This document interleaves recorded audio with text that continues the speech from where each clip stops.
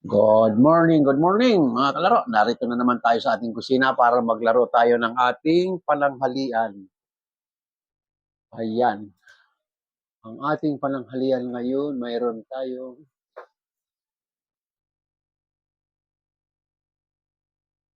tayo ritong nakaprepare na ito, pork loin.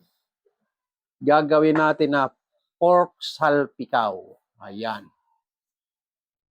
Ang pork salpikaw, papartneran natin siyang adobong sitaw. Ayan, adobong sitaw. Ayan. Sa ating pork salpikaw ay hiwa-hiwain natin yan na finger slice. Kasi lalaki ng finger natin. Ayan. At papartneran din natin ng fried rice. Ayan, partneran natin ng fried rice. So, ayos natin muna ito ating mga panangkap. Ito, ginagayat ko yung bawang para sa pork salpikaw at sitaw na adobo. Ayan.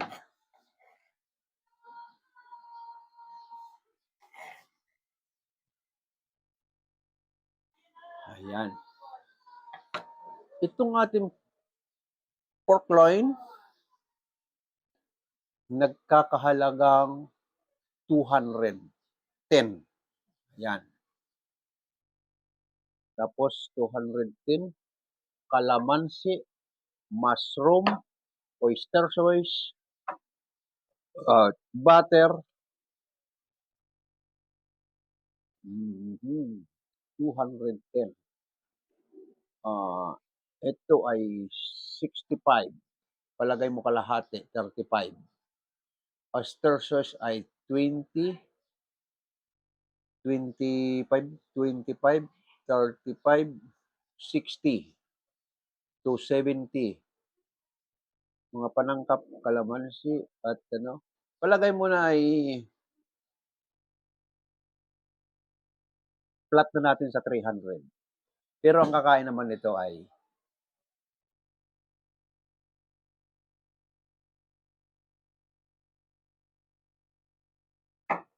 9 to 10 person ang kakain yan. Yung ating sitaw naman ay nagkakahalaga, ang tali ay 10, 40. Kumuha tayo ng kaunting pansahok, pork chop, para may lasa naman. Hinalagyan ko ng isang pirasong pork chop.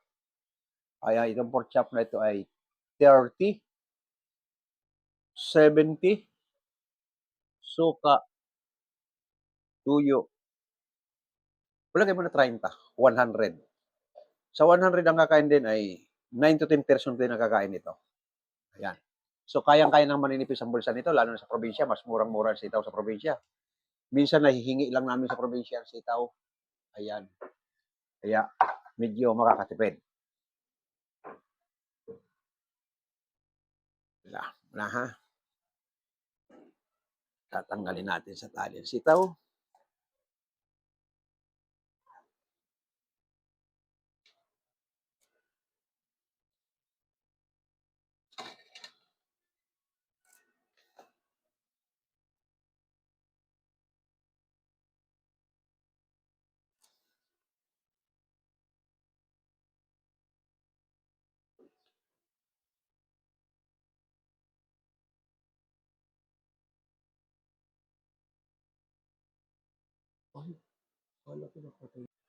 Ito, tutuloy na natin ang ating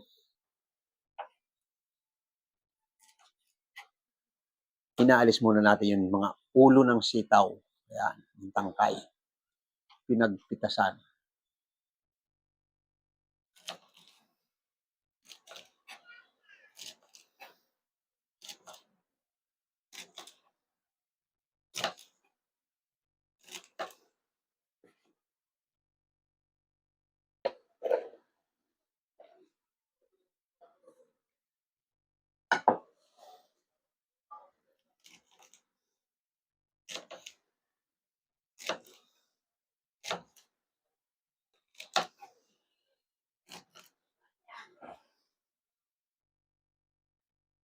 Yung paghihiwa natin ng sitaw, pangit naman kasi masyadong mahaba sa adobo. Dapat yung medyo cute lang sa bunganga natin. Para isang pagsubo mo walang sagabal na nag-overlap sa yung lips. Katamtaman lang yung iksi ng mga ganito. Yan. Pag sinubo mo, wala nang sabit.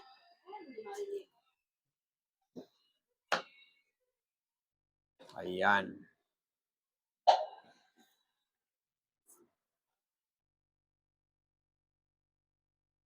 Marami pala yung 4 na atadong sitaw. Hindi lang 10 tao kakain nito.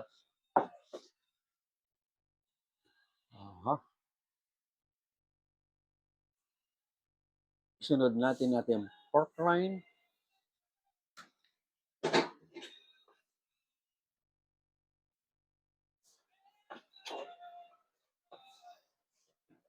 Magalaw mo yung camera doon kay Lola. Doon, wag. Magagalaw mo yung mga camera. Mm.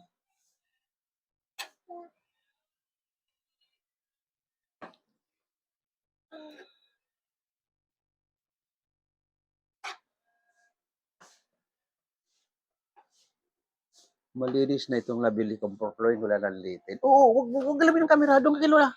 Babagsak yan. Oo, bigyan mo doon kay Lola.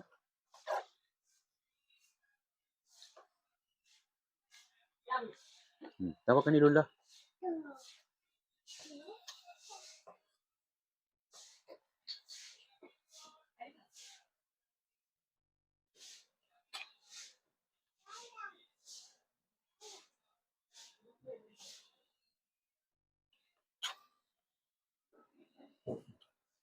Ayan. Sa ating mga baguhan na gustong sumunod sa ating pagluluto na gustong matutunan, itong ating pork loin ay pinakamalambot ng parte ng baboy. Umausukan lang ito eh. Isang kuluan lang nito, luto na ito. Lalo na ito. Ginayat pa natin ng malamol kasi lalaki lang, maliliit pa sa daliri. Mausukan lang ito, saglit lang ito. Isang kulo lang. Mabilis ito maluto. Sabi ko nga sa inyo, ito laging aking binibili para sa amin kasi ingat na ingat kami sa aming kalusugan, sa lalo na sa mga taba na yan, bawal na sa aming mga senior. Kaya, ito, madalas kong bilhin.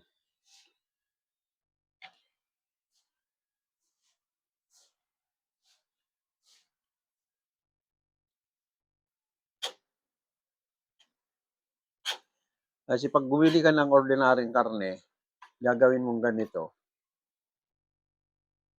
baka hindi mo makain kasi yung stir sauce nito, didikit, matutuyuan. Pangit naman matuyuan ng sauce ito. Kailangan may sauce na kaunti. Hindi dapat matuyo. Pero pag ordinaryong laman, obligadong pakukulin mo para lumambot dahil matigas.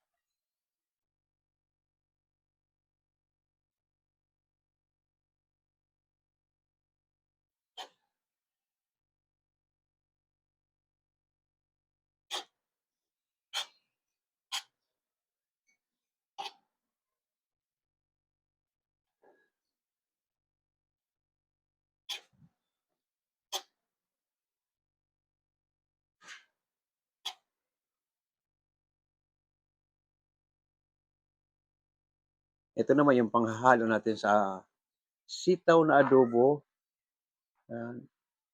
Kumuha ako ng kaunti doon sa pork loin ito. Dadagdag natin dito sa adobo. Masarap kasi yung sitaw na medyo may halo ng kaunting baboy.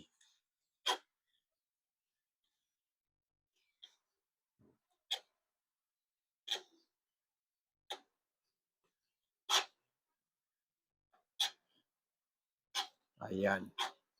Ayan ang palahok natin sa ating titimplahan na natin itong ating pork salpikaw. Lagyan natin ng kaunting bawang na ginayat. Ayan. Lagyan natin ng kaunting oyster sauce para yung kutsara.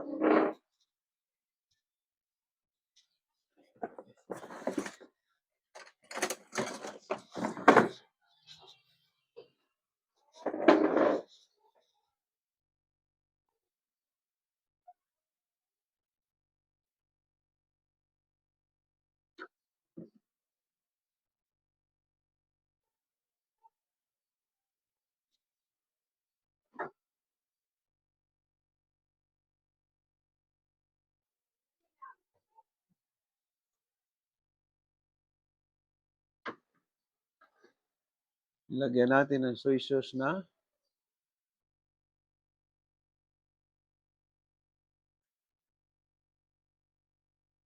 dalawang kutsara lang, pangit na maalat. May mga panangka pa kasi yan, may pambudbud pa.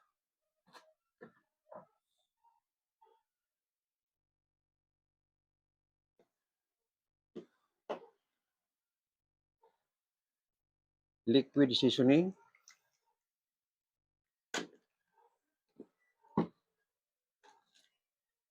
Mini sa mix. At ito ay calamansi juice na gagamitin natin sa kanya. Pinipiga ko pa.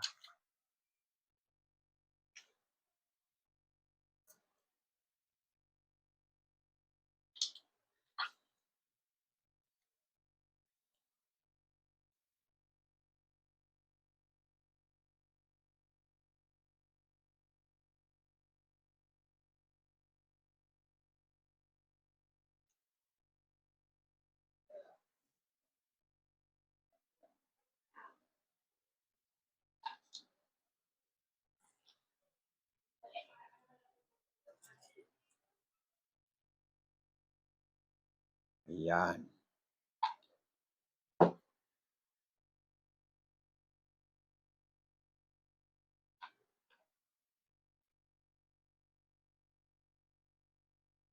Ayan, nakamarinate na yung ating pork salpikaw.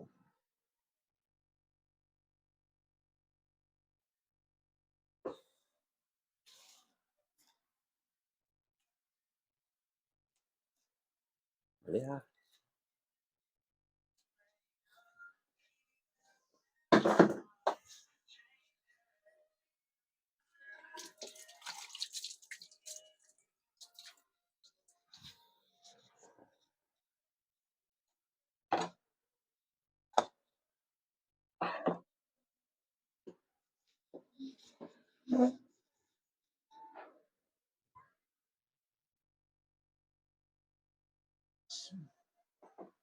Ano dito?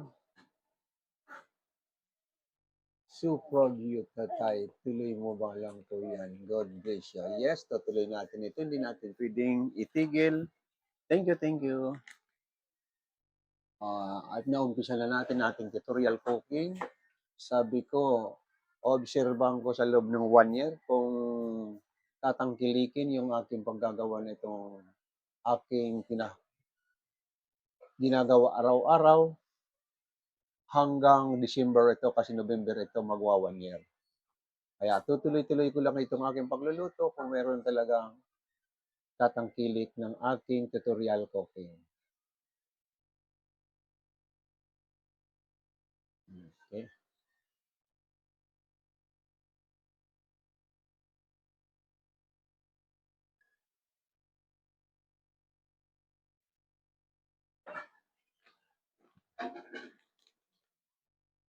Yan.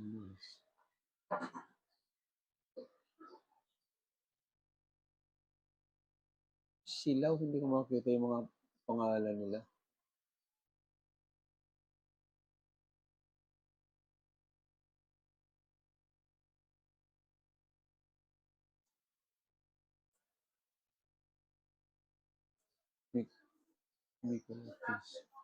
Hello, good morning, my friend.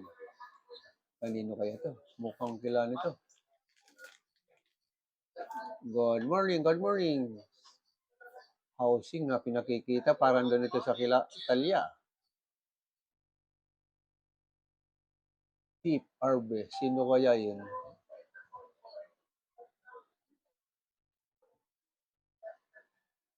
TFBS. Sino si TFBS? Housing ang pinakikita. Hello, my friend, magpakita ka. Sino si ikaw? Good morning, good morning. Pakita ka lang, my friend.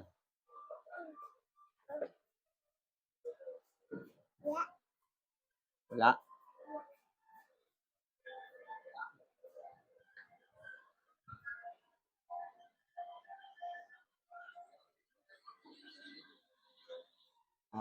Okay. Hello, good morning, my friend. TFBs. Sino ito? Good morning.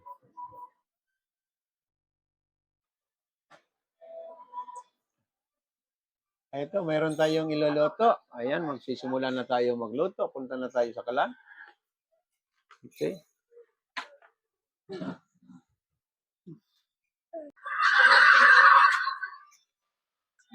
Okay.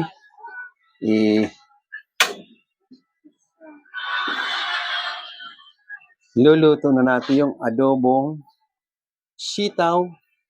Ayan. Ito ng teka.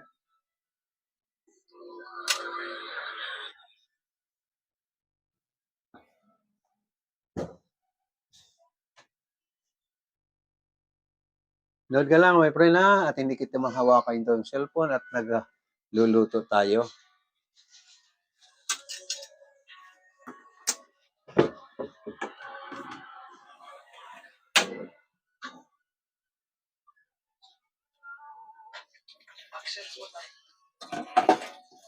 Yes. Okay, na-check na natin.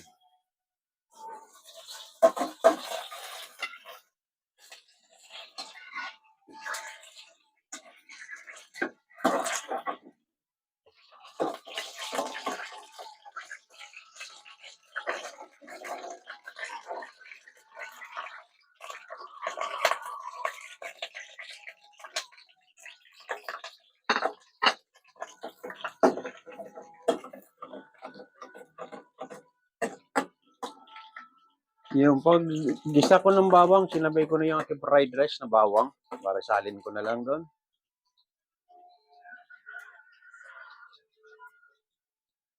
Ganun din kasi, pa-fried mo yung bawang para sa fried rice, fried ko na rito.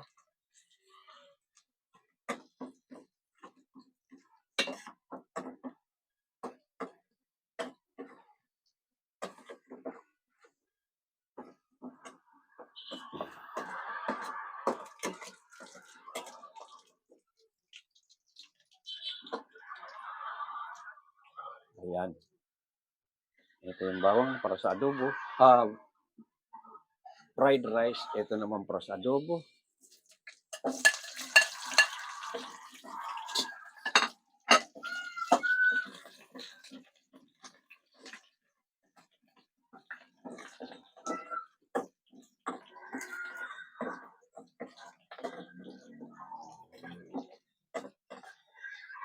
Ayan. Nag-brown na pareho yung ating bawang at sibuyas. Ayan. Ayan na. Ilalagay na natin yung lahok na pork sa ating adobong sitaw. Ayan. Hinalo-halo natin. At lagyan natin ng pamintang durog. Ayan.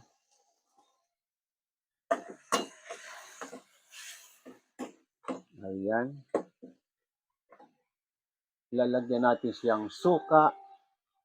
Itong suka, sabi ko, galing dito sa ating dato puti, hinaluan ko ng mga panangkap, bawang, sibuyas. Halos kompleto na ito.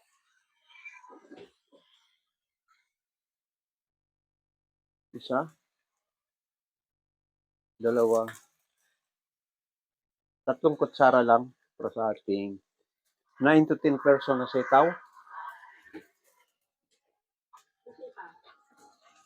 Doon, dulo. Doon isa. Hindi sa dulo namin isa. At itong ating tuyo naman, isa, dalawa, 3. Huwag natin damihan, baka umalat kasi may sa mix pa yan. Ayan. Ayan ang ating adobo.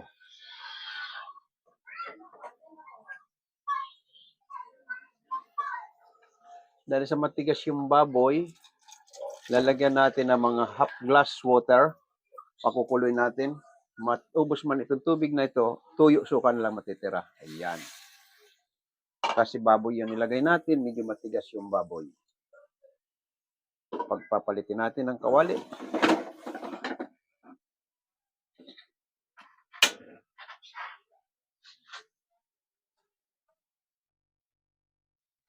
Hello, my friend. Manood ka lang sa ating mga taga... Sige. Okay. Yung aking mga taga-subaybay dyan na gustong matutong luto, ito, panoorin nyo na lang ang aking iluluto.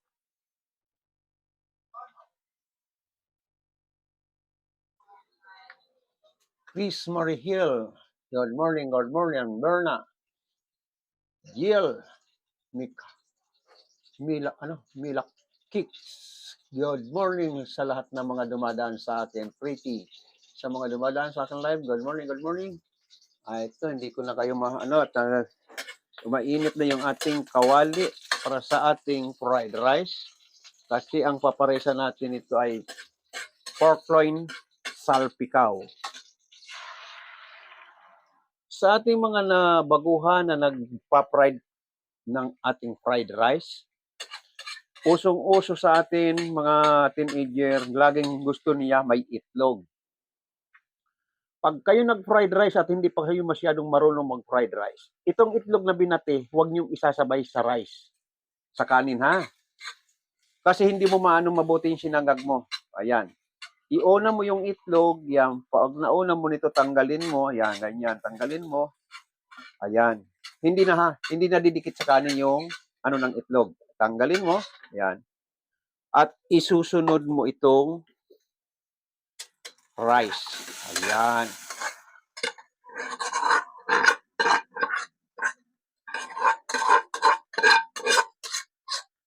Pag mainit na itong kanin, nainit mo na yung kanin at saka mo ibabalik yung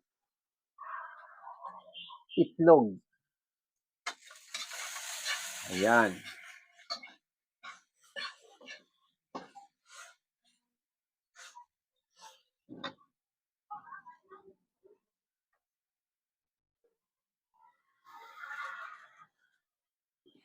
Pag garlic rice lang ha, garlic rice, walang tuyo yan ha, kaunting asin lang. Ayan. Ayan, kaunting asin lang. Garlic rice lang yan na may itlog. Ayan. Iba yung Chinese fried rice at iba yung parang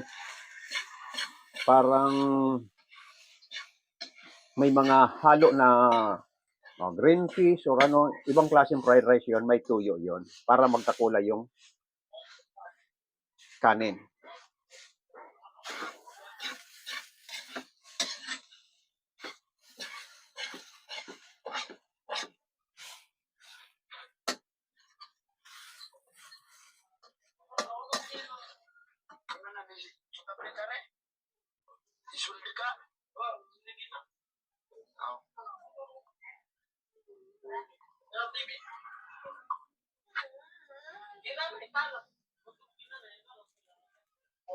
Ito, mainit na yung kanin natin. Pwede mo nang ihalo.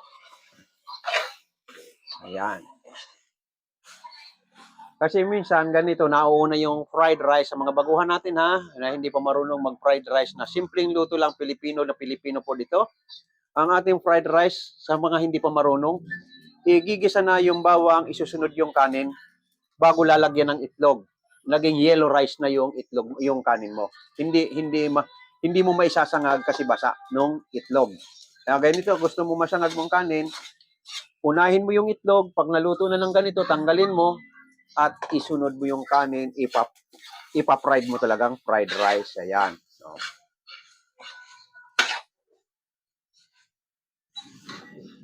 ayan, ganyan ang pagpa-fried rice ng simpleng karamihan sa ating mahihirap ganito, garlic rice. Sasabihin niyo magsasangag ng kanin, ganyan lang ang pagkasimpleng sangag. Good morning, my friend. Manood lang muna kayo, my friend. Nagluluto ako. Ayan, mayroon akong tutorial cooking. Manood muna kayo. Ito yung ating adobong sitaw. Pinapalambot lang natin yung lahok. Ayan.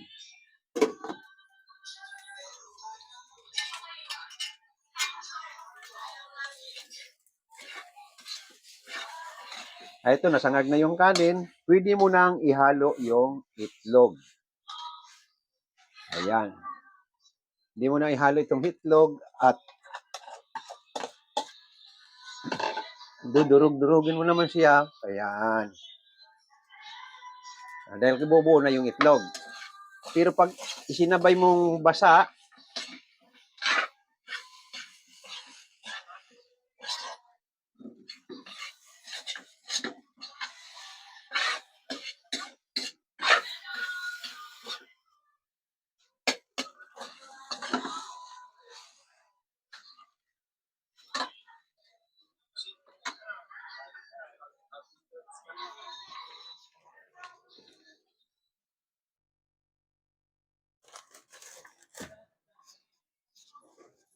at isusunod na natin yung pork salpikaw.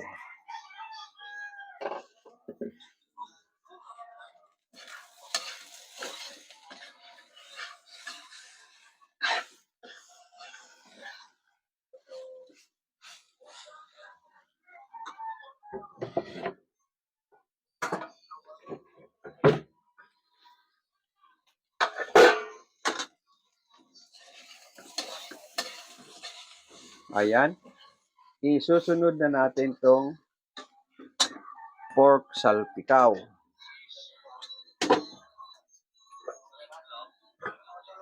Ayan.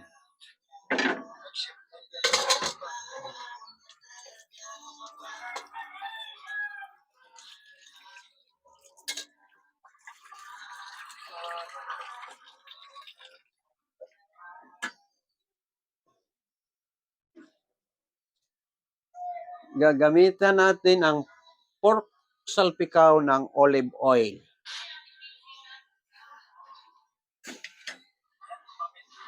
Ayan.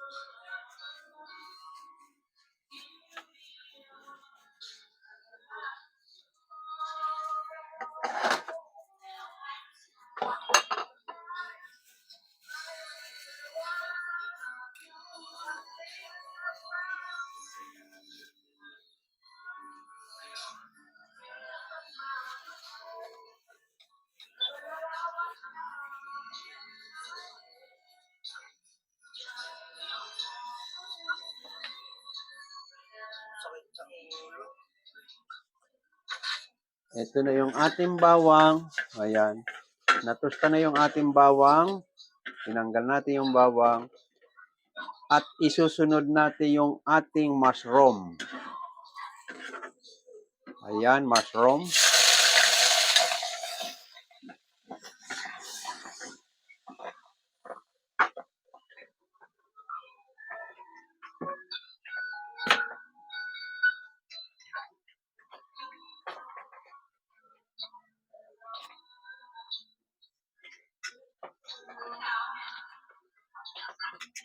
Ayan, nilagyan natin ng butter ang ating mushroom.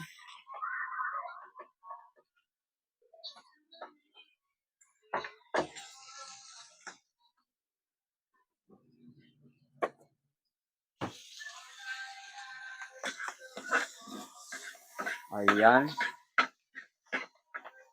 At isunod na natin yung ating pork. Alisin natin muna yung katas para medyo ma-deep fried siya. Piliga natin sa kanyang pinagmarinitan at saka natin siya ilalagay.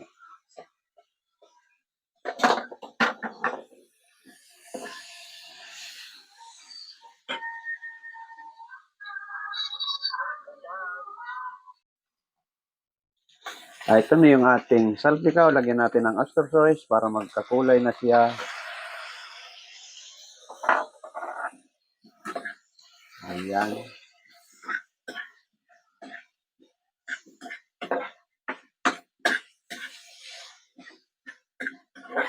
Ayan na yung ating salpikaw.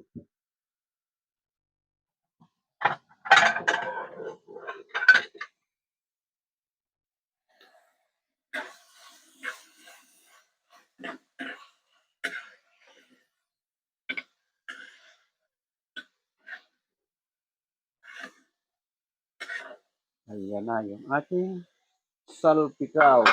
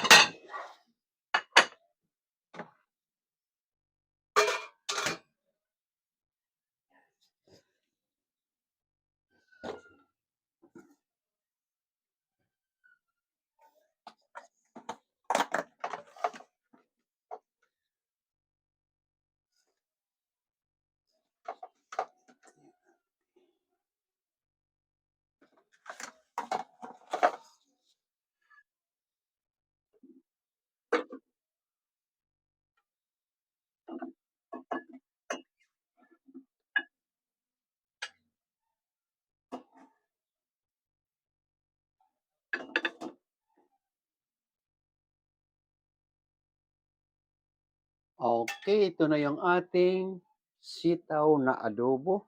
Ayan.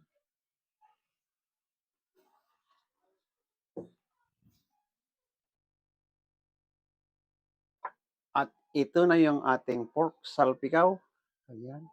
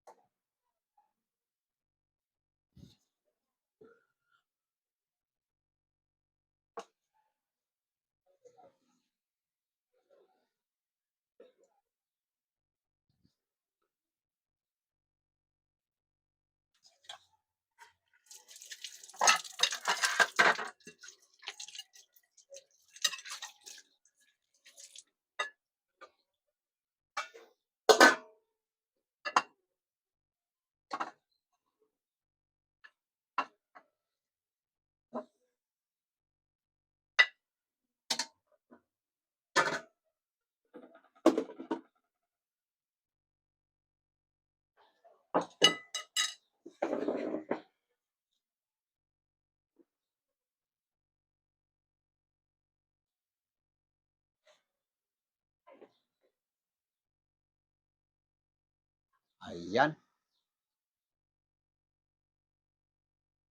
Ito na ating finished product na pork loin salpikaw. At ito yung ating sitaw na adobo. So, itong pagkain ito kahit anong country kumakain itong ganitong style na luto.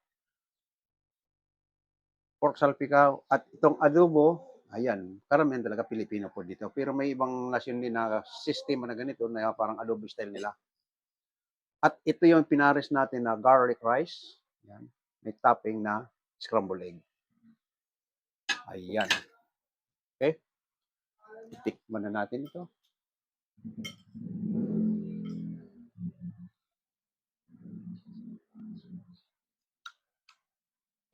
Ayos na ayos yung lasa. Yung mushroom na binibili ko ay slice na mushroom, ha? No. Pero last time ang ginawa ko diyan ang topping niya ay broccoli. Masarap broccoli. Ayan. Tikman din natin yung adobo.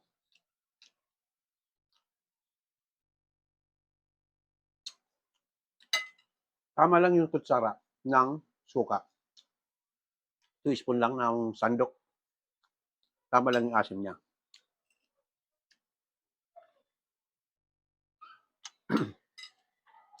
Itong ating putahe na ito, pwede mong pagsaluhin sa isang plato, katulad nito. Pork salpikaw, adobo, pwede mong pagsamahin sila. Hindi sila mag-aaway ng lasa. Hindi sila mag-aaway. Ayan.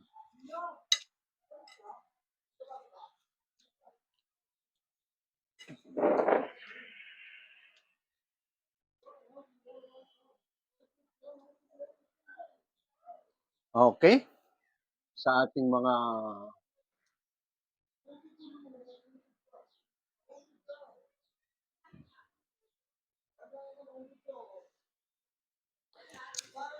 mga taga-subaybay dyan, lalo-lalo na yung gustong matutong magluto. Sabi ko sa inyo, maya-mayang kaunti, naka-upload na ito.